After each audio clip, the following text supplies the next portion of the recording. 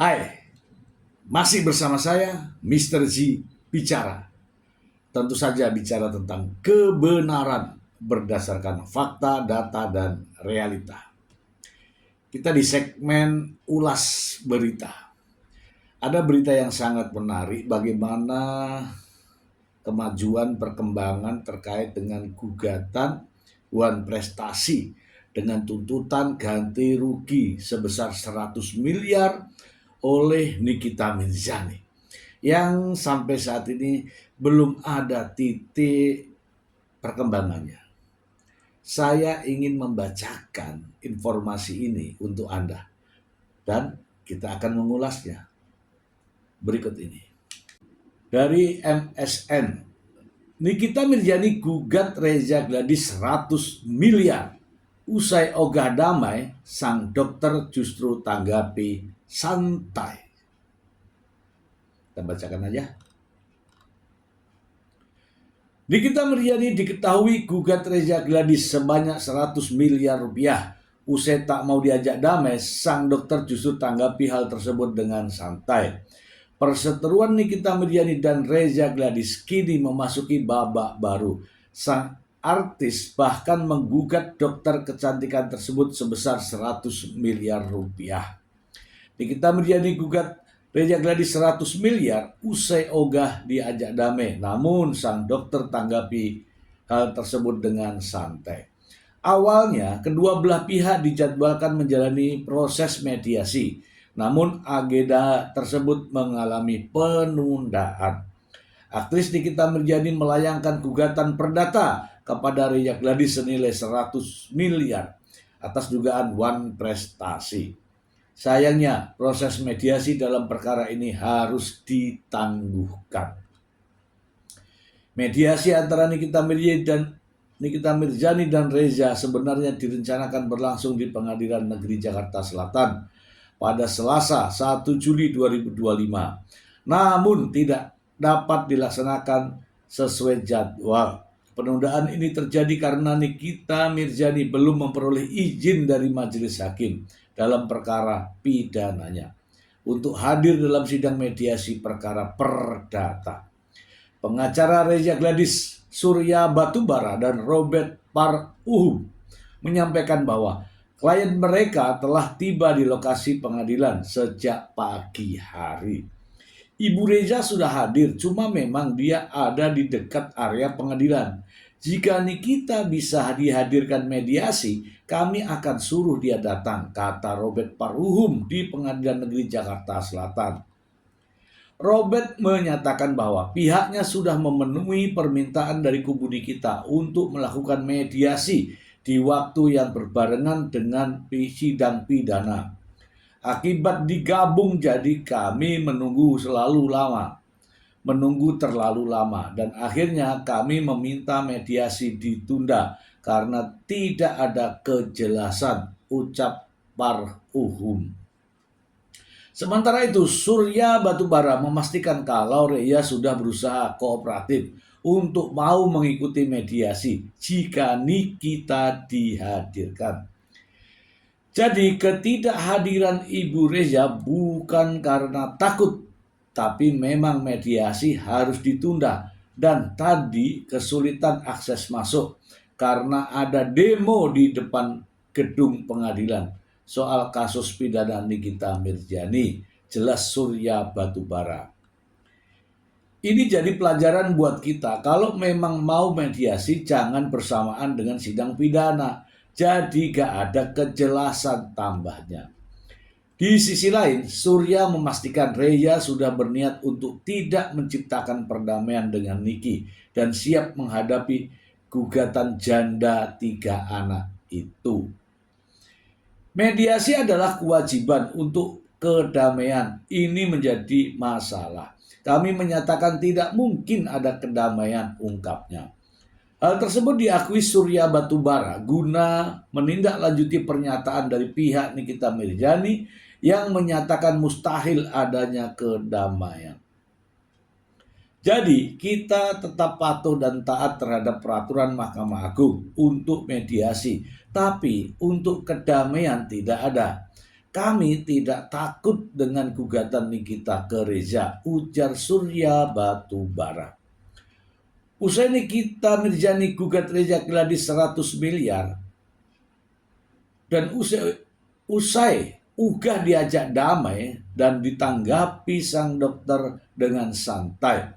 Sebelumnya diberitakan Nikita Mirzani menggugat Reza Gladys dan suaminya At-Taubah Mufid ke Pengadilan Negeri Jakarta Selatan 16 Mei 2025. Gugatan ini merupakan bentuk perlawanan Nikita terhadap Reza yang telah melaporkannya hingga ia mendekam di penjara karena dugaan pemerasan dan tindak pidana pencucian uang. Sejak dilaporkan oleh Reza dan resmi ditahan, Nikita Mirzani tidak lagi bisa menjalankan pekerjaannya. Karena itu, ia mengajukan gugatan wan prestasi kepada Reza senilai 100 miliar ke pengadilan. Oke teman-teman, kita bahas.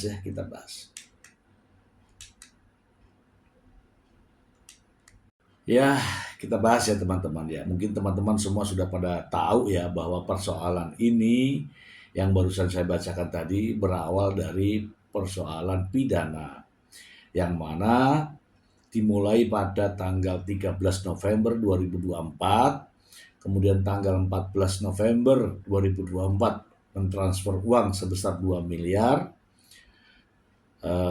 Kemudian pada hari berikutnya tanggal 15 November 2024 menyerahkan secara tunai 2 miliar. Nah, dari proses ini semua, Reza Gladys setelah berkonsultasi dengan pihak kuasa hukumnya ternyata ini merasa bahwa pemerasan gitu ya, pemerasan. Kemudian melaporkan kejadian tersebut ke pihak kepolisian Polda Metro Jaya dan diterima. Selanjutnya proses penyelidikan. Pada akhirnya tanggal 19 Februari 2025 Nikita Mirzani dan Mail Saputra ditetapkan sebagai tersangka. Penetapan tersangka ini berhasil dari penyelidikan pihak Reserse Cyber Polda Metro Jaya yang telah minimal ya menemukan bukti yang cukup dan didukung dengan 2 alat bukti ya, sehingga yakin dengan penetapan tersangka. Kemudian pada tanggal 4 Maret 2025 Nikita Mirzani dan Ismail resmi ditahan oleh kepolisian Polda Metro Jaya. Nah, teman-teman, dari tanggal 4 Maret 2025 Nikita Mirzani ditahan. Kemudian 2 bulan kemudian, yaitu pada tanggal 16 Mei 2025, barulah pengacara Nikita Mirzani mengajukan gugatan perdata yang terkait dengan wan prestasi dengan tuntutan ganti rugi sebesar 100 miliar. Jadi berawal dari tindak pidana dulu, karena Nikita Mirzani ditahan tanggal 4 Maret 2025, 2 bulan kemudian barulah pihak Nikita Mirzani ini melakukan gugatan wan prestasi. Ya, gugatan wan prestasi ini menurut pendapat saya adalah salah satu cara untuk mempengaruhi proses penyidikan. Kenapa? Ya baru kali ini kan ada perkara pidana, kemudian prosesnya ditindaklanjuti dengan proses gugatan perdata. Nah teman-teman, jadi gugatan perdata ini adalah salah satu senjata untuk pihak Nikita Mirzani sebagai langkah proteksi apabila persidangan berlanjut. Ya, salah satu contoh kemarin kita dengar bersama-sama bahwa Fahmi Bahmid, sang pengacara Nikita Mirzani, menyampaikan hal tersebut secara lugas, yaitu menyampaikan kepada majelis hakim bahwa perkara yang saat ini disidangkan saat ini sedang dalam proses keperdataan, gitu ya, dan memohon kepada majelis hakim untuk persidangan terkait dengan pidana agar dapatnya ditangguhkan sambil menunggu penyelesaian proses perdata. Gitu ya teman-teman ya. Itu diungkapkan dalam pembacaan eksepsi kemarin. Nah, hakim dalam sidang pidana tersebut menyatakan bahwa kami tidak ada surat, kami tidak bisa memberikan kebebasan Nikita Mirzani untuk bersidang perdata. Jadi Nikita Mirzani tidak bisa hadir dalam proses mediasi. Nah teman-teman, ada pemahaman-pemahaman. Jadi bagaimana sidang pidananya di Pengadilan Negeri Jakarta Selatan, gugatannya pun di sidang Pengadilan Negeri Jakarta Selatan. Saya rasa kalau antar hakim mungkin beda ruangan saja. Namun hakim yang menyidangkan perkara pidana menyatakan bahwa belum ada surat. Itu ya, belum ada surat. Dan Fahmi Bahmid juga memohon kiranya untuk sementara waktu Nikita Mirzani bisa dikeluarkan dari tahanan untuk menghadapi sidang keperdataan. Namun lagi-lagi hakim tidak memberikan respon itu karena hakim mengatakan bahwa kami belum mendapatkan surat. Itu ya teman-teman ya. Jadi mengenai gugatan perdata ini menurut pendapat saya ya, itu senjata untuk menghadapi persoalan yang sedang berjalan, yaitu sidang pidana. Itu pendapat saya. Kalau pendapat dari sang pengacara mungkin berbeda, ya nggak ada masalah, karena kalau saya kan berbicara tidak ada beban membela, melindungi, jadi bicara apa adanya. Tetapi kalau Pak Fahmi Bahmid tentu saja beban, karena apa? Ada kepentingan. Kepentingannya apa ya? Kepentingan untuk kliennya, untuk menghadapi proses hukum selanjutnya. Itu ya teman-teman ya. Kalau saya menilai apakah sidang wan prestasi ini boleh saja, tetapi akan repot di belakang hari nanti ketika pembuktian. Kenapa?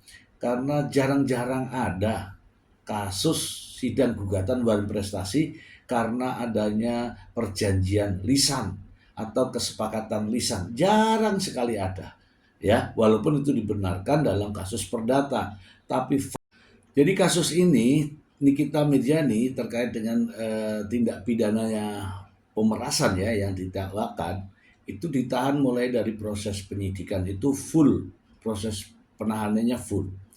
Jadi mulai dari penahanan polisi, perpanjangan jaksa, sampai perpanjangan dari hakim. Kemudian jaksa pun kini menahan Nikita Mirzani, ya kan? Nanti juga akan ada perpanjangan lagi kalau sidangnya berlarut-larut, akan diperpanjang lagi oleh hakim. Dan ini terbukti ya bahwa polisi menahan, jaksa menahan, dan ada perpanjangan dari hakim. Artinya hakim juga menilai bahwa ini kasus benar-benar serius gitu ya. Terhadap Nikita Mirzani didakwa dengan pasal yang serius teman-teman.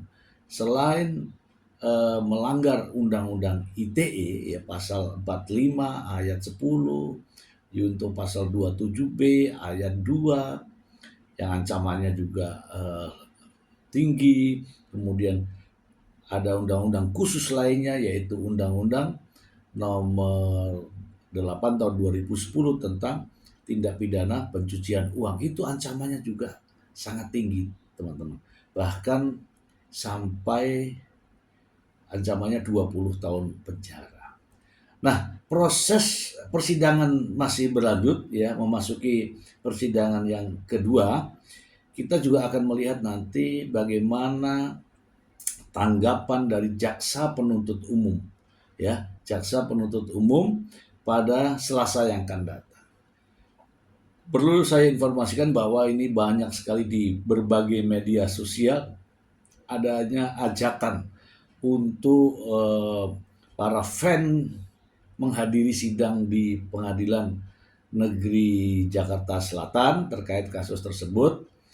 Ya, kemungkinan besar akan dipersiapkan ya untuk pihak keamanan di Pengadilan Negeri Jakarta Selatan saat ini kita menghadapi persidangan.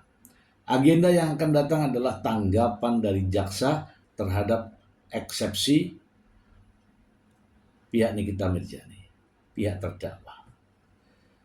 Kita akan terus mengikuti perkembangannya sampai vonis, teman-teman, sampai vonis.